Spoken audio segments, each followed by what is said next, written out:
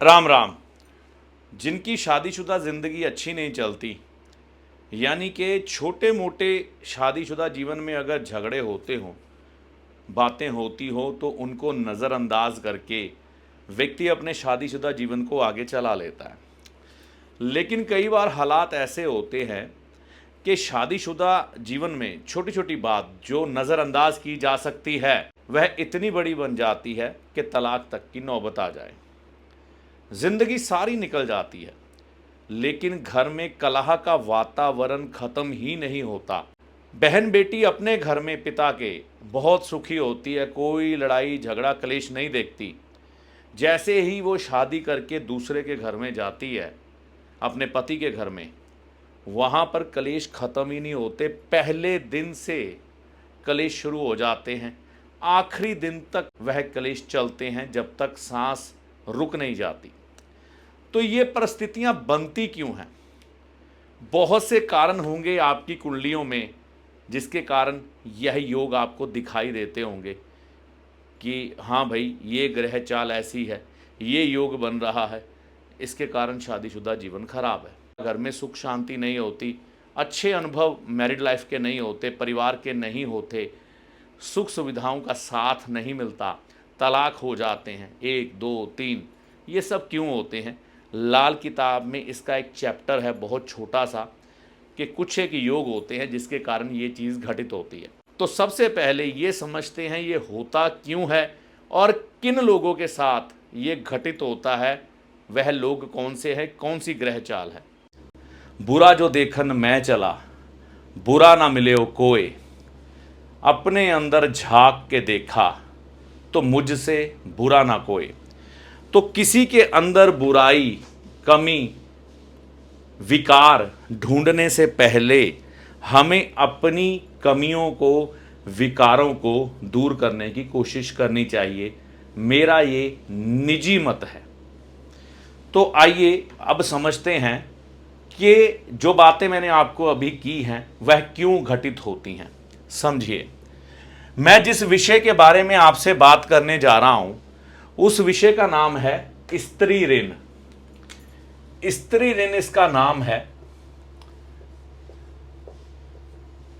और यह ऋण लाल किताब के अनुसार कैसे पैदा होता है, आप अपनी पत्रिका अपने सामने रख सकते हैं। पहले आपको एस्ट्रोलॉजिकल रीज़न बताऊंगा।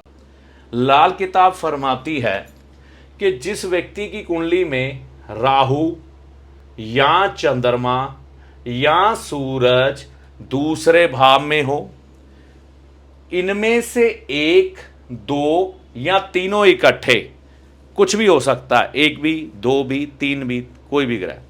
दूसरी स्थिति में क्या हालात हैं? सप्तम भाव में सूर्य, चंद्र और राहु, ये तीनों इकट्ठे, 2 या 1 अकेला ग्रह, इन दोनों घरों में से एक भी घर में हो तो ये स्त्री ऋण आप पर बन जाता है। तो स्त्री ऋण बनने का वजह क्या है? क्योंकि यहां दोनों घरों में शुक्र की राशियां पड़ती हैं और शुक्र का प्रभाव इन दोनों घरों में सबसे ज्यादा है। तो ये आपकी किस्मत है, किस्मत जो लिखा के आप ईश्वर के घर से लाए हैं, ठीक है ना। तो एक कथन आता है लाल किताब में, समय करे नर क्या करे, समय बड़ा बलवान, ग्रह असर सब पर करें, परिंद पशु इंसान। तो ये जो ग्रह चाल है ये सब पर असर करती है जिसकी कुंडली में ये योग हो। आप अपनी पत्रिकाएं निकालकर चेक कर सकते हैं जैसा मैंने बताया।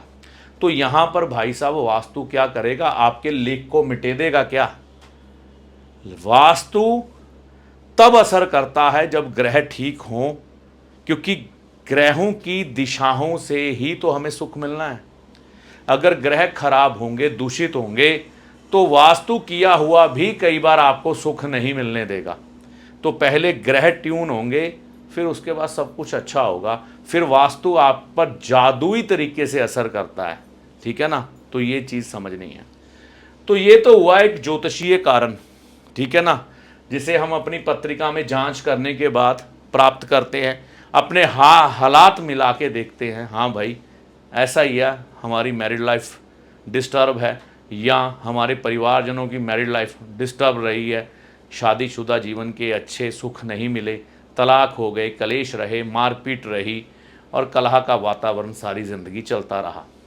ज्योतिषीय कारण ये है, मतलब कुंडली के अनुसार। लाल किताब फरमाती है कि ये स्त्री ऋण बनने का, यानी कि कारण स्त्री ऋण बनने का क्या है, बनने का क्या है। तो यहां पर 5 पीढ़ियों का वर्णन अभी मैं आगे बताऊंगा। उनमें से कोई भी हो सकता है वो व्यक्ति आपके खून का ताल्लुकदार जिसने ये गलती की हो, अपनी पत्नी पर अत्याचार किया हो। कारण ये है कि ये स्त्री ऋण है। तो स्त्री ऋण अब पुरुष की कुंडली में भी हो सकता है, स्त्री की भी। अब स्त्री ये अपने परिवार में पिछले सोच सकती है कि उसके फोर फादर, माता पिता, बुजुर्ग ऐसे रहे हों जिन्होंने ये काम किया हो, चाचे ताए, खून के ताल्लुकदार, जो मैं लिस्ट में बताऊंगा आगे। पत्नी पर अत्याचार, उस घर में जो पुरुष है अपनी पत्नियों पर अत्याचार करते हैं। बच्चा पैदा करने की हालत में पत्नी से मारपीट, ये पहला कारण, ये दूसरा कारण। ठीक है, तीसरा कारण क्या है? देखिए, तीसरा कारण पत्नी को कत्ल करवा देना, जब वह बच्चा जनने की हालत में हो या फिर बच्चा हो गया हो या ना हुआ हो, उसको किसी न किसी तरह से मरवा देना, तीसरा कारण। अब निशानी क्या होगी? मतलब ये स्त्री ऋण बन गया, आपके परिवार में कोई निशानी भी तो प्रकट होगी ना। स्त्रियों से नफरत करता होगा ऐसा परिवार। नफरत करने का ये मतलब है जेलसी स्त्रियों से, कि स्त्रियां आगे ना निकल जाए परिवार की। पत्नी बन के कोई आई तो उसको दबाने की कोशिश, उसको आगे नहीं बढ़ने देना, ऐसा कुछ करना कि वह करके कुछ दिखा दे तो उसको नीच दिखाना, उसको डिग्रेड करने की कोशिश करना कि तुम कुछ नहीं कर सकती, ये वो फलाने टमकाने, कुछ भी वजह बना के उससे नफरत करना, उसकी तरक्की पर खुश नहीं होना, दुखी होना, जेलसी करना। ठीक है, तो स्त्रियों से नफरत करता होगा वो परिवार। या ऐसे परिवार में गऊ पालने से नफरत या गाय पर अत्याचार किया हो। तो आज के समय में गऊ पालने वाले लोग बहुत कम रह गए हैं। ठीक है ना, तो ये बात समय के साथ थोड़ी बदल गई, तो हम कैसे ले सकते हैं? ऐसे लोग गाय की सेवा करने से नफरत करते हो, गाय की पालना करने से नफरत करते हो, मतलब गाय को किसी तरह से भी घर से रोटी का जो है एक निवाला भेजना भूख के तौर पर, या गऊ सेवा करके आना गौशाला में, ऐसी चीज़ों से नफरत करते हो।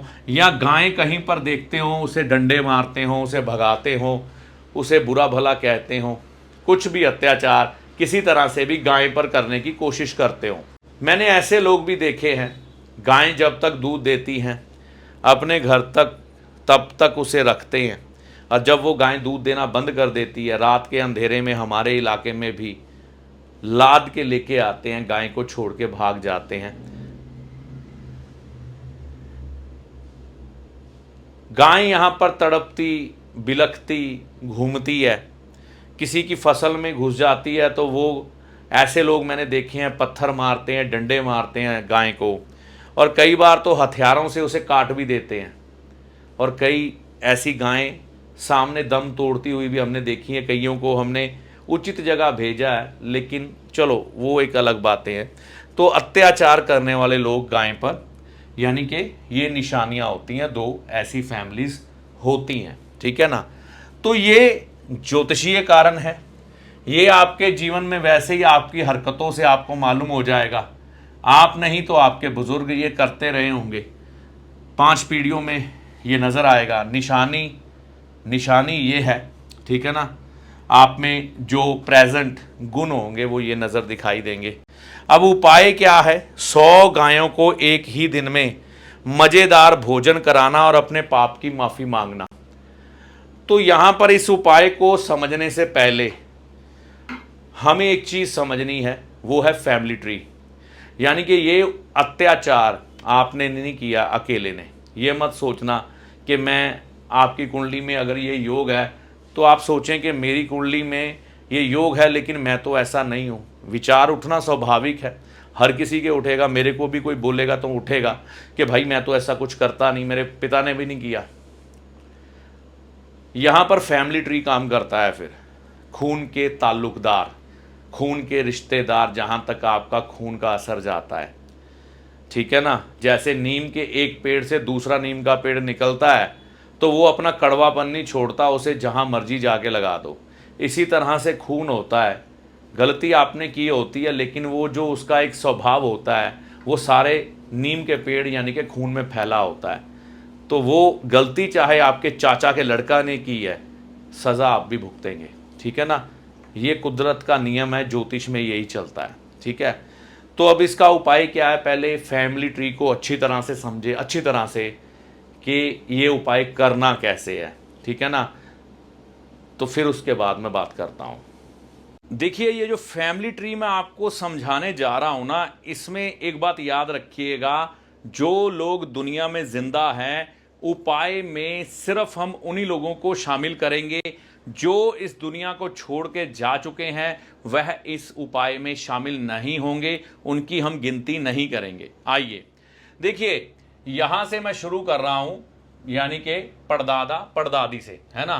तो लाल किताब ने यहां तक का वर्णन दिया है तो मैं यहां से शुरू कर रहा हूं। सबसे पहले आपके परदादा, ठीक है ना, और परदादी। ये कई लोगों ने इनको देखा होता है, कई लोगों ने नहीं देखा होता, कई लोगों के यहाँ जीवित होते हैं, नहीं होते। मैंने पहले ही कहा जो जीवित है उसको ही गिनेंगे, ठीक है ना। तो यहां से आगे बढ़ेंगे तो दादा दादी आ गए, ठीक है ना। दादा को लेंगे पहले। दादी यानी कि स्त्री, दादा, परदादी, दादी, माता और स्त्री यानी कि पत्नी, उसके खानदान को नहीं लेंगे हम, उसकी फैमिली को नहीं गिनेंगे। मैं दोबारा दोहरा रहा हूं, जो भी आपकी परदादी, दादी, माता और पत्नी होगी, उनके खानदान को नहीं गिनेंगे, यानी कि स्त्री के खानदान को नहीं गिनेंगे, ठीक है ना। तो अब यहां से शुरू होता है परदादा परदादी, इनकी गिनती कर ली अगर ये दुनिया में जीवित है। दादा दादी कई लोगों के जिंदा होते हैं, ठीक है ना, तो होते हैं, उनकी गिनती। अब दादा की बहन, ठीक है ना, दादा की बहन को गिनेंगे और दादा की बहन के लड़के और लड़कियों की गिनती करेंगे, ठीक है ना। इसमें मेंबर अब गिनेंगे यहां पर। ये आपने अपना फैमिली ट्री बनाना है, इनमें से कौन कौन लोग जिंदा है वो आप पेन कापी लेकर लिखेंगे, ठीक है ना। फिर दादा के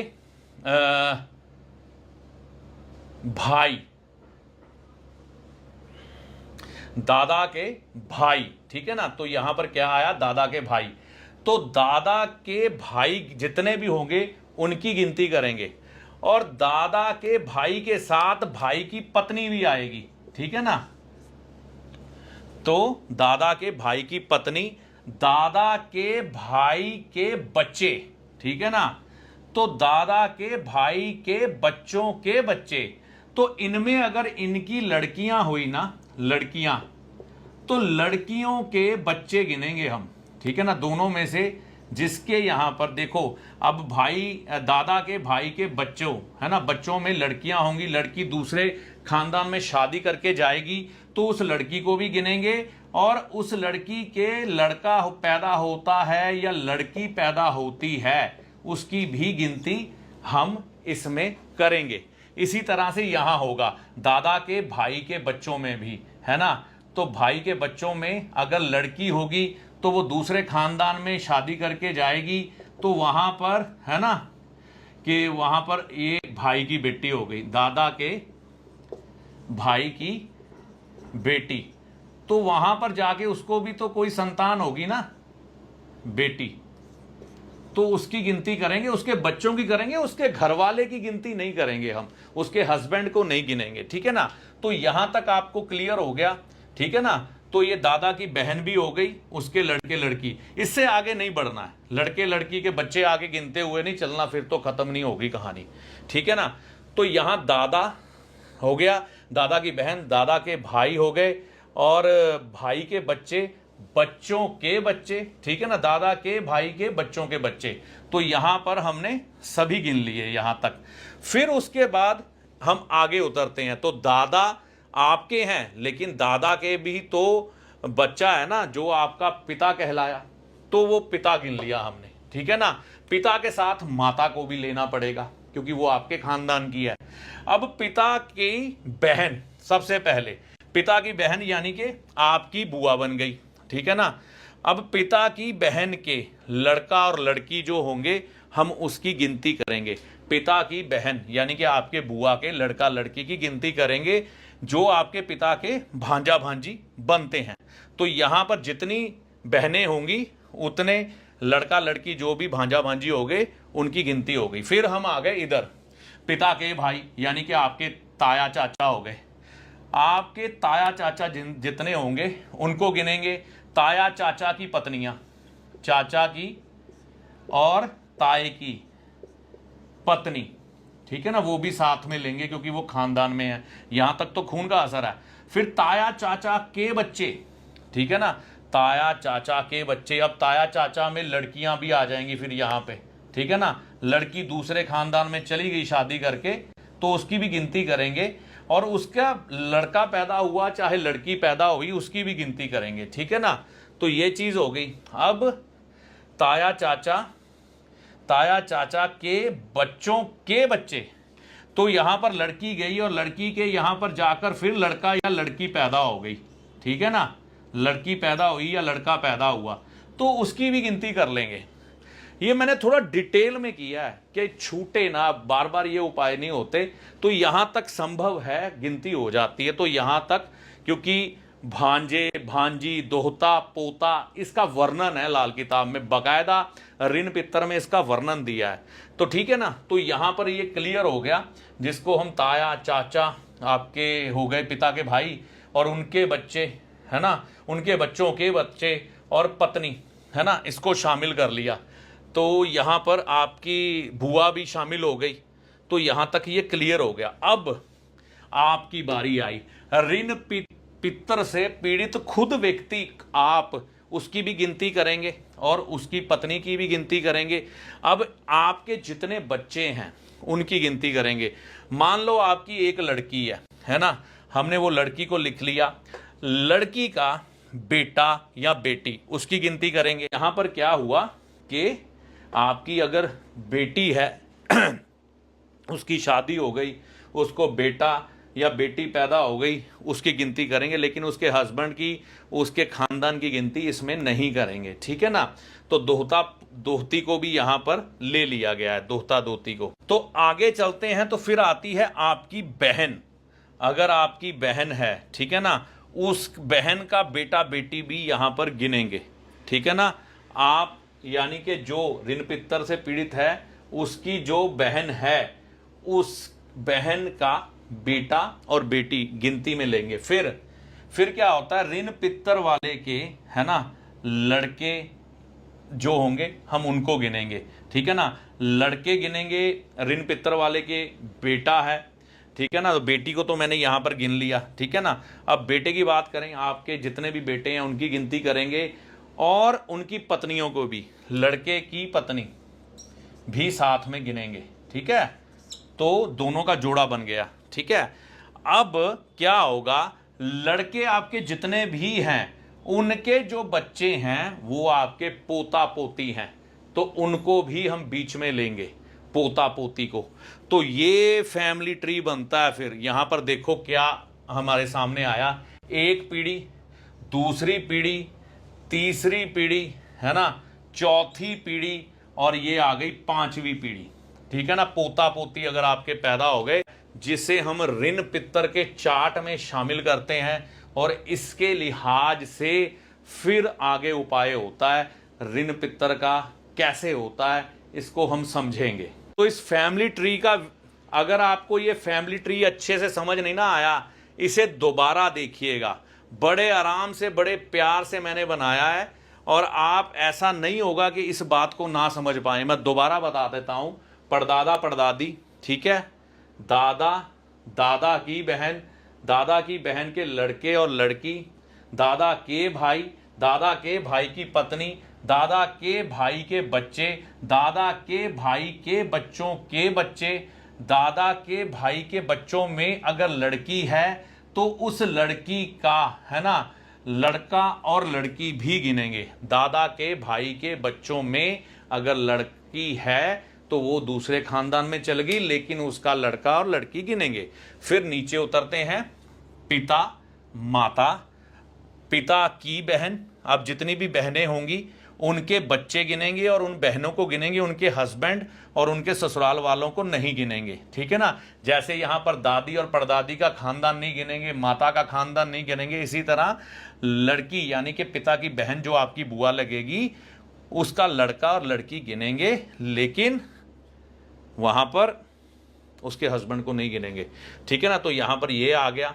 फिर उसके बाद आपके पिता के भाई यानी कि चाचे ताए और चाचे ताए की पत्नी, चाचे ताए के बच्चे, चाचे ताए के बच्चों के बच्चे, ठीक है ना। अगर हैं तो उनको गिनेंगे, अगर नहीं है तो नहीं गिनेंगे, ठीक है ना। अब चाचे ताए की कोई लड़की है तो वो दूसरे खानदान में ब्याही गई, उसको गिनेंगे, और उससे पैदाशुदा बच्चे, चाहे वो लड़की उसने जन्म दिया या लड़कों को, उनको भी गिनेंगे।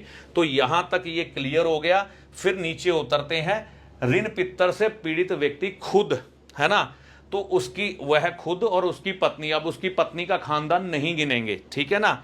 और पीड़ित व्यक्ति, मान लीजिए आप खुद हैं तो आपकी बहन को गिनेंगे, बहन का बेटा और बेटी गिनेंगे, ठीक है ना।